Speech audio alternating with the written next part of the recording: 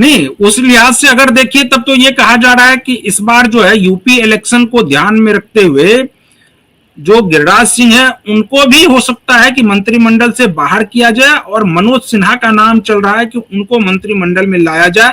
तो भूमिहार जातिगत रूप से भी जो मंत्रिमंडल में उनकी जगह होनी चाहिए वो भी हो जाएगा, और यूपी से चूंकि मनोज सिन्हा है तो यूपी से इलेक्शन भी साधा जा सकता है। तो उस लिहाज से भी हो सकता है कि एक और नेता जो बिहार से हैं उनका भी नाम कट जाए।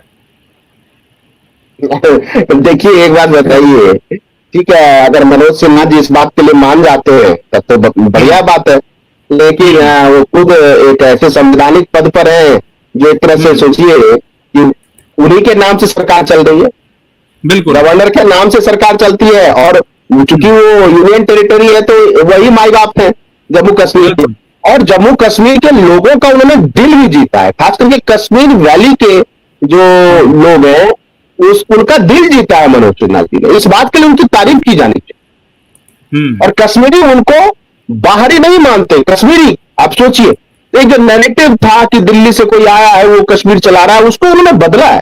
तो मनोज सिन्हा जी बहुत अच्छा काम कर रहे हैं अपनी जगह पे। मुझे लगता है कि देखिए यूपी से वो बिहार समाज तो अगर नाराज भी होगा तो अंत में बीजेपी को ही वोट डालता है। तो हो सकता है कि वो पीडीए जो है इनका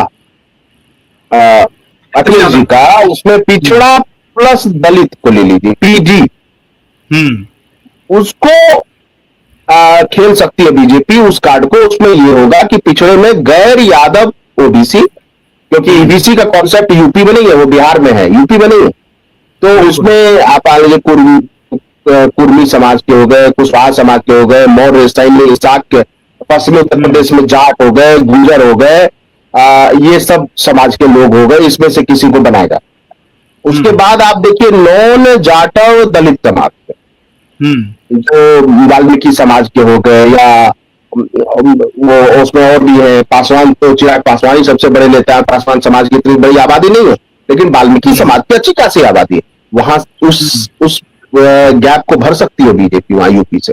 पंजाब में देखिए अब रवनीत सिंह बिट्टू का क्या होता है, क्योंकि एक तरह से उनका कार्यकाल पूरा हो गया राज्यसभा का, तो रवनीत सिंह बिट्टू को पंजाब में ही भेजने की योजना है, और बीजेपी पंजाब के लिए एक अलग योजना पे काम कर रही है। और वहां तरुण चुग मुझे लगता है सारी रणनीति बना रही, क्योंकि नितिन नवीन जी का भी जो दौरा हुआ था अमृतसर का, जालंधर भी गए थे, तो वहां पे तरुण चुग जी उनके साथ, तो तरुण चुग जी रणनीति बनाएंगे, नितिन नवीन जी मॉनिटरिंग करेंगे, और उनका जो कार्ड है, देखिए रवनीत सिंह बिट्टू उतने लोकप्रिय नहीं है पंजाब में, लेकिन वो जटसिक तो है, कम से कम वो प्रहार। और इधर जो हो सकता है कि सिद्धू को ले आए अंत में, नवजोत सिंह सिद्धू, क्योंकि उनका इधर मैं देख रहा हूं कई ऐसा बयान, तो वो आ सकते हैं। और कैप्टन अमरिंदर सिंह है, उनके चर्चा है कि वो फिर कांग्रेस में वापसी कर सकते हैं।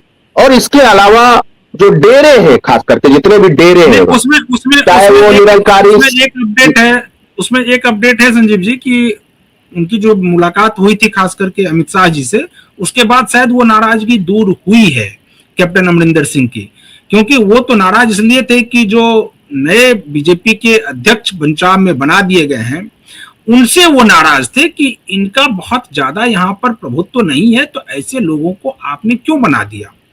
और आज मेरी बातचीत हो रही थी पंजाब के कुछ लोगों से, उन्होंने भी कहा कि ये बीजेपी का ये फैसला सही नहीं है, क्योंकि जिस प्रकार से अध्यक्ष का चुनाव किया गया है वो कहीं ना कहीं भारतीय जनता पार्टी को और नुकसान ही होगा, उससे फायदा नहीं होने जा रहा है।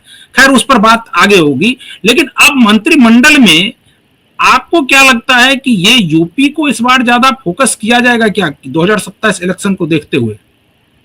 हाँ बिल्कुल, यूपी को भी पंजाब को भी कुछ ना कुछ मिलना चाहिए, क्योंकि उधर राज्यसभा सांसद तो बागी होके आए हैं ना, चड्डा एंड कंपनी, बिल्कुल, तो वो भी तो आए हैं, तो उसमें से चड्डा की दावेदारी है। ऊपर से देखिए बंगाल से जो टीएमसी को छोड़कर आए हैं जो सांसद, उनमें से किसी को भागीदारी एनडीए के एलाइज के तौर पे मिल सकती है। उद्धव ठाकरे गुट से लोगों को बनाया जा सकता है। और एक चीज जो और गौर करने वाली बात है, देखिए वैसे तो चर्चा है कि शरद पवार के सांसदों को तोड़ने की कोशिश है, मैं ये कह रहा हूं कि शरद पवार और मोदी जी कि निकटता किसी से छिपी नहीं है। हम्म। तो ये भी तो हो सकता है कि शरद पवार अपनी बेटी सुप्रिया सुले जी को, और ये लंबे समय काफी समय से चर्चा हो कि बिल्कुल। सुप्रिया सुले जी को केंद्रीय मंत्रिमंडल में शामिल करा के वो सिक्योर करना चाहते हैं शरद पवार जी कि भविष्य में सुप्रिया सुले एक बड़ी नेता के रूप में रहेगी। और इसका ये भी हो एक सकता है। इसका प्रमाण एक और हो गया है, इसको थोड़ा बल उससे और मिल गया कि जब अभी महाविकास अघाड़ी की वहां पर बैठक उद्धव ठाकरे ने बुलाई थी कि सभी विधायक शामिल हो, और उसमें शरद पवार और सुप्रिया सुले को भी आना था, लेकिन उस बैठक में ये लोग नहीं पहुंचे। जिसके बाद उद्धव ठाकरे ने कहा भी कि ये महाविकास अघाड़ी की ही बैठक थी या वो अकेले ही हैं। हाँ, वो अकेले ही हैं, वो ये समझ नहीं पाए। अब चलिए किसी और दिन बात होगी। वो अकेले ही थे, उनको गुमान था कि उनके पीछे बहुत सारे लोग चल रहे, वो पहले भी अकेले ही थे। देखिए शरद पवार जी की कोशिश थी कि एक कांटे को हटा दिया जाए, तो उद्धव ठाकरे उनके लिए बहुत बड़ा कांटा था, और उद्धव ठाकरे को उन्होंने कमजोर कर दिया। अब उनकी कोशिश है कि उद्धव ठाकरे वाला जो वोट बैंक है वो इधर आए उनके पास। अब अजित पवार जी भी नहीं रहे, एक दुखद हादसे में उनकी मौत हो गई, तो वो वाला भी वैक्यूम वो देख रहे हैं। तो अगर वो सुप्रिया सुले अगर केंद्र में मंत्री बन जाती हैं तो उनका कद बढ़ जाएगा महाराष्ट्र की राजनीति में। और शरद पवार जी कौन से है कि एक ही खूंटा पकड़ के बैठे हैं, बसंत दादा पाटिल के साथ थे तो वहां से हट गए, फिर कांग्रेस से हट गए, तो ये कोई बड़ी बात नहीं है उनके लिए। फिर देखिए वो मोदी जी के प्रशंसक भी हैं और बहुत करीब है। और देखिए बहुत सारे ऐसे क्षेत्रीय छत्रप होते हैं देखेंगे जिनकी सरकार से अच्छी बनती है, क्यों बनती है गॉड नोस। उसके अलावा आप देखिए कर्नाटक से कुछ लोगों को लिया जा सकता है।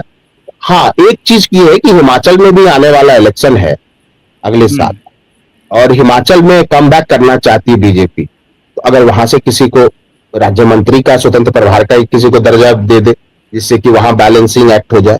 और साउथ में आप देखिए तेलंगाना से शामिल किया जा सकता है, कर्नाटका से, क्योंकि टीडीपी और की तो वहां सरकारी है आंध्र में, तो वहां तो उनका प्रभाव है। लेकिन जिन राज्यों में उनका प्रभाव हो सकता है स्थापित, तो वहां पे वो कोशिश करेंगे कि एलाइज को या खुद किसी को शामिल करें। अब कुरियन जी ने इस्तीफा चूंकि दे ही दिया है और इस्तीफा उनका स्वीकार हो गया है, तो केरल में क्रिश्चियंस लॉबी को अपने पाले में करने के लिए कुरियन जी को आगे किया था बीजेपी ने, लेकिन उस अभियान में वो कामयाब नहीं हो पाए।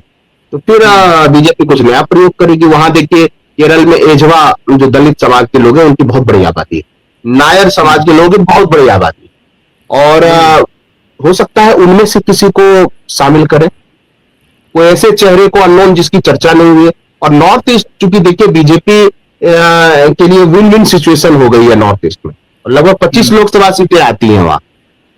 तो वहां से भी देखिए क्या असम में भी बीजेपी को जो बहुत बड़ी सफलता मिली है, तो असम को भागीदारी मिल सकती है। फिर मणिपुर में भी उनको देखना होगा कि कैसे क्या करें, क्योंकि मणिपुर में भी तो नाराजगी है, इतने समय से वहां दो पक्षों में विवाद चल रहा है। तो कुल मिला के नॉर्थ ईस्ट, साउथ इंडिया, और इधर नॉर्थ में जहां चुनाव है यूपी में, तो निश्चित रूप से यूपी में आप देखेंगे कि पीडीए में से पीडी को मौका मिल सकता है। और चूंकि ब्राह्मण समाज की नाराजगी की बहुत ज्यादा खबरें चली है यूपी में, तो यूपी से किसी ब्राह्मण चेहरे को, जो आप संजय झा कह रहे हैं, तो बिहार में संजय झा को अभी बिहार से लेने से क्या फायदा है राजनीति को? कोई फायदा नहीं। तो अगर एक यूपी से कोई ब्राह्मण चेहरा ले लेते हैं तो ब्राह्मणों का वोट वहां 13% है बिल्कुल यूपी में। नहीं, लेकिन एक आखिरी सवाल लेंगे, क्योंकि नीतीश कुमार का जो नाम आ रहा था उसमें उसको जोड़ा जा रहा था यूपी इलेक्शन से भी। अब यूपी इलेक्शन से कैसे जोड़ा जा रहा है कि जिस जाति से नीतीश कुमार आते हैं उस जाति के लगभग 6 से 7% वोट जो है वो यूपी में है। तो मोदी कैबिनेट में उनको शामिल करके 6 से 7% वोट बैंक को भी साधने की कोशिश हो रही थी। क्या आपको लगता है कि नीतीश कुमार को अगर कैबिनेट में शामिल किया जाएगा और अगर वो हो जाते हैं तो उससे यूपी का वोट बैंक सधेगा क्या? हाँ, बिल्कुल फायदा होगा, इसमें कोई वो नहीं है। बहुत बड़े चेहरे हैं, यूपी में भी फायदा होगा और गुजरात में भी फायदा। गुजरात में भी पटेल समाज तो कुर्मी समाज, मध्य प्रदेश में ही फायदा होगा।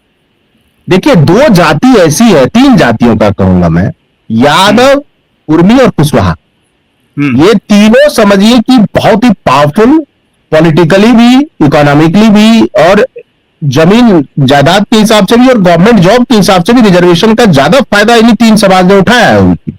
ये बहुत पावरफुल कास्ट है और इनको भागीदारी अगर नीतीश जी को देते हैं तो एक कम से कम नॉर्थ इंडिया तक ये मैसेज जरूर जाएगा हर राज्य में।